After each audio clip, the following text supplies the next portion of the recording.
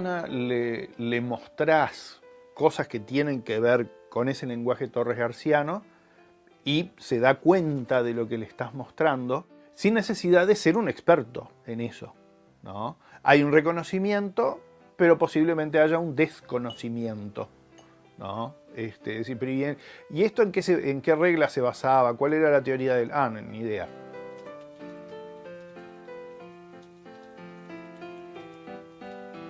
Digámosle que el lenguaje constructivo se convirtió en el sello de identidad uruguaya, ¿no? En lo que tiene que ver con lo visual, con lo plástico. O sea, nosotros convertimos algunos de los elementos del arte de Torres en íconos.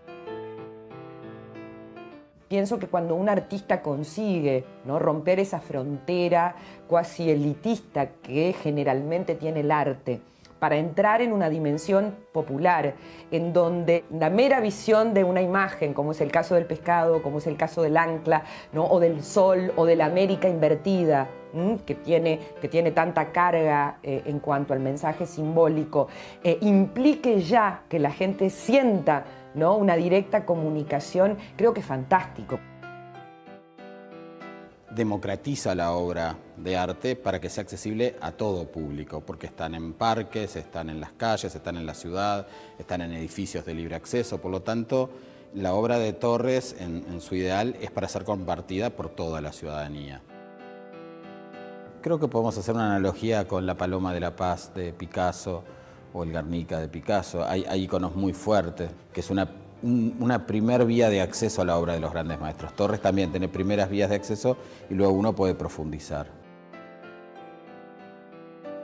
Es como una incorporación de esos elementos en la cultura popular visual, remeritas, artesanías, ¿no?, con esas reglas que de alguna manera él planteaba, como decir, bueno, si vos seguís esto vas a conseguir algo que está interesante, podés llegar a cosas realmente espantosas. Son parte de los procesos naturales de cómo determinadas cuestiones visuales se incorporan al imaginario colectivo. Los artistas hacen lo que hacen para que la gente se apropie de ello. Incorporamos a Torres en lo bueno y en lo malo. Es fantástico que nosotros hayamos construido lo que construimos alrededor, pero claro, atrás vino la leyenda, atrás vino el mito, el taller Torres, todos sus alumnos, sus hijos, o sea, una especie de maravillosa construcción que le legó al Uruguay un modo de entender el arte que el Uruguay nunca había transitado.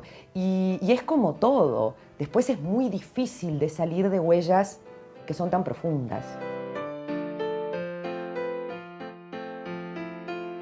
En arte, como en otras actividades humanas, necesitamos para reafirmarnos, sobre todo los creadores más jóvenes, en hacer ciertos parricidios. Y es natural que Torres, junto a Barradas o Figari u otros artistas, caigan en ese parricidio. Pero una vez desarrollado una trayectoria, una carrera, no podemos hacernos los distraídos con la obra de Joaquín Torres García. Torres siempre está. Para un artista uruguayo es imposible, es como escaparse de Citarrosa, de Jaime Ross, de Gardel. Torres García está presente en el hacer de los uruguayos de distintas maneras, en algunas menos explícita, en otras más explícita, pero está presente, absolutamente.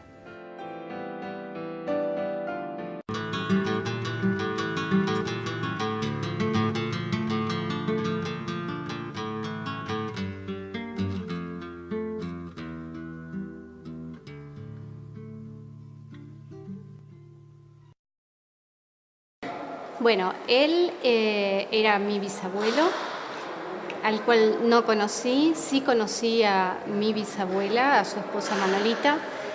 Él nació en Montevideo, su padre era catalán y su madre era originaria de Uruguay. En un punto él dice que nació pintor, y eso es todo, y pone un punto. ¿Por qué?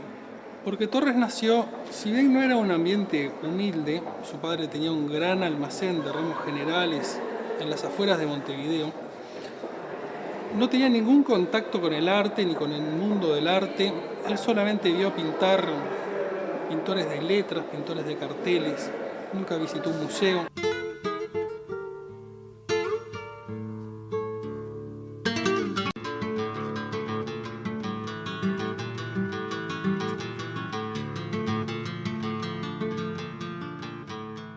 yo tengo un poco la percepción de que él estuvo muy en contacto con los gauchos de chico.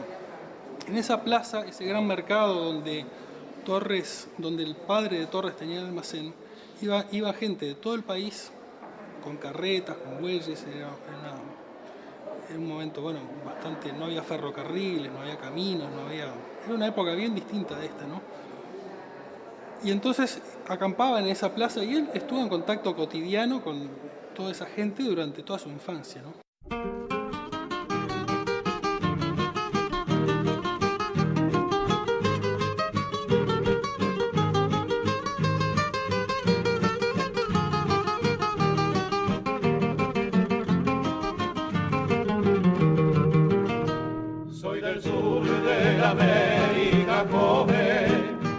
Bueno, el padre de Torres era español, era catalán.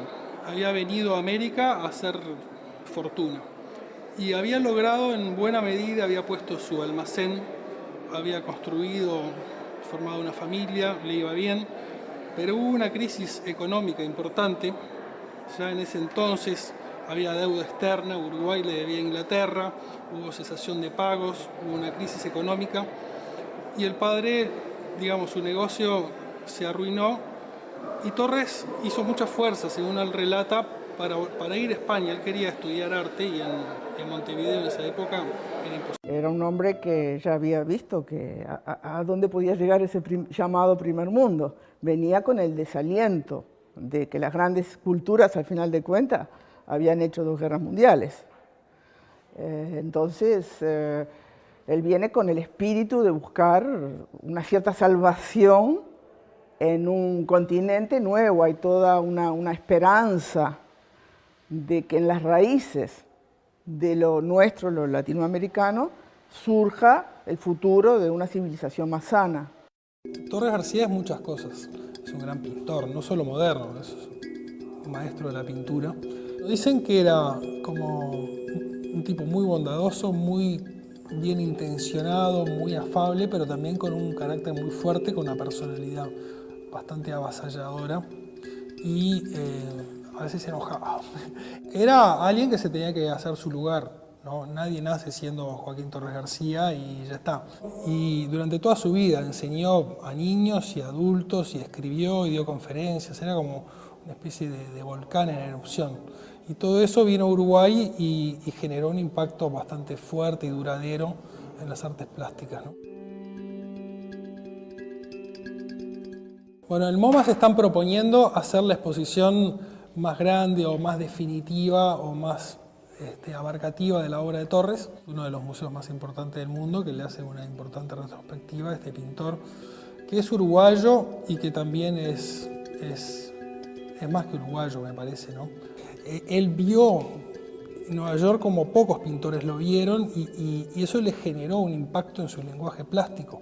A partir de ahí empieza a poner letras en los cuadros, empieza a escribirlos por arriba, también motivado por los anuncios y los afiches, las estructuras de los edificios y de toda la cartelería y todo lo que hay, él lo transforma en pintura.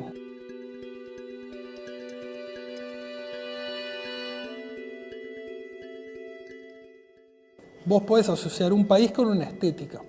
Uruguay no tenía eso y de alguna manera tomó de la obra de Torres elementos estéticos, sobre todo del arte constructivo y sobre todo de los colores primarios y todo eso. Y lo tomó como una estética propia y la gente empezó a hacer cosas. La necesidad de enseñar y de enseñar a pintar lleva a que hace experimentos y pruebas.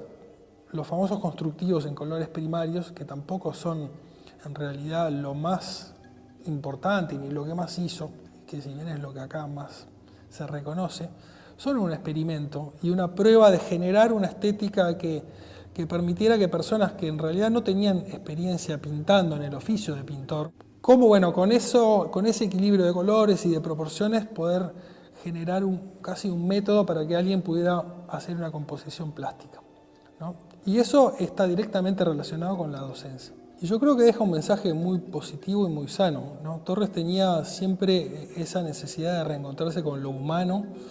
Él ya en esa época veía como el mundo se estaba transformando en un inmenso mecanismo donde la gente es como parte de un gran engranaje de consumir, de producir, y una vida como con poco sentido, con poco horizonte de trascendencia. Y Torres lo que buscaba justamente era religar al ser humano con sus raíces más profundas, más auténticas, más vitales. Me parece que este tipo de cosas nos tienen que despertar un poquito a nosotros. Y no lo digo por Torres en particular, lo digo en general por nuestros grandes artistas, ¿no? Que si no empiezan a dejar de ser uruguayos y nos perdemos de algo.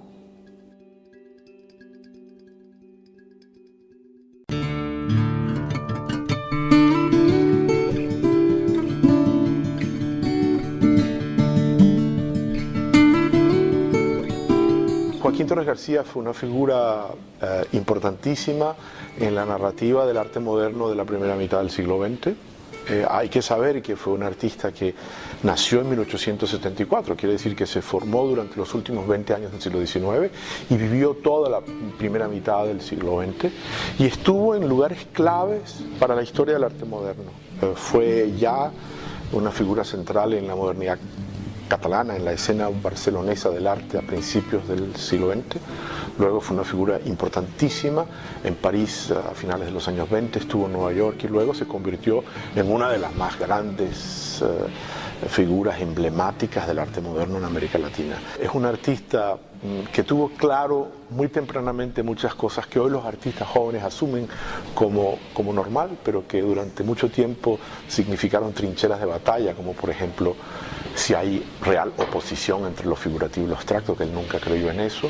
Y es un artista que siempre se dio a la experimentación de las formas, al juego con la figura como elemento de construcción.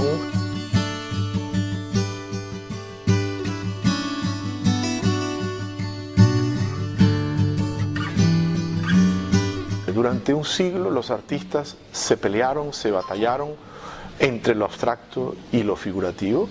Una diatriba que no tenía sentido, que no tenía fundamento lógico, que no tenía fundamento estructural. Hacia 1929-30, cuando él está en París y es uno de los fundadores de un grupo que se llamó Círculo y Cuadrado, allí ya Torres García indica que él no se siente cómodo como un abstracto puro, que él no se siente cómodo solo en la abstracción.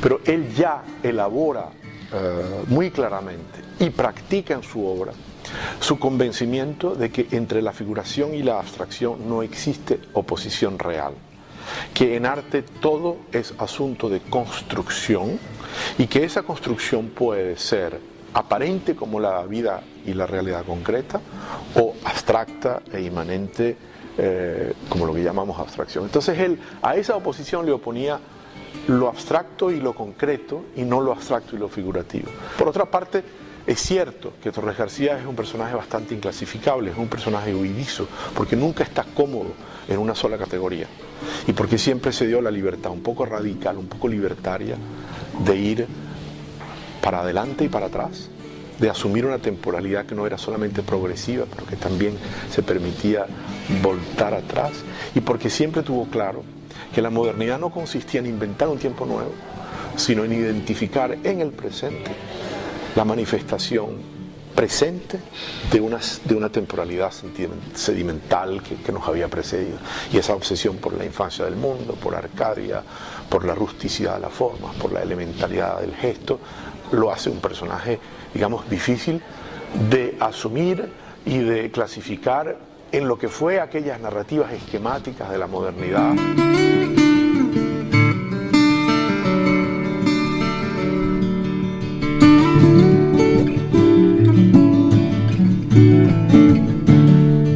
Torres García es una figura gigantesca, un artista que emigró, que nunca dejó de emigrar. Fue un migrante en un mundo como hoy, en donde la migración adquiere dimensiones de angustia y de reconocimiento de derecho fundamental. Torres nunca fue un artista sedentario, fue siempre un nómada. Y porque pensaba que las formas ellas mismas son nómadas, que ellas solamente tienen vida en cuanto migran, ¿no? Entonces abandonó Europa en 1933 y no volvió a Europa hasta mucho más tarde. Pero siempre fue un artista de artistas.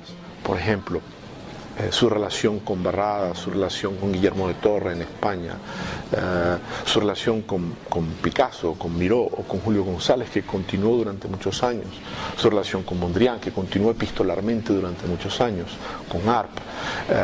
Y en los Estados Unidos siempre vivió un poco en la penuria, pero gozando de un gran reconocimiento intelectual por parte de artistas. Barney Newman, que es un inmenso artista norteamericano, admiraba enormemente la obra de Torres. Hasta Jean-Michel Basquiat, en los años 80, estaba fascinado con esa pátina salvaje, sucia, casi de grafitista que a veces llega a tener Torres García. Ciertamente, Torres abandona España y España no se vuelve a ocupar de Torres hasta muy tarde, hasta los años 90, gracias a figuras como Tomás Llorens, que hace la gran retrospectiva en el Reina Sofía.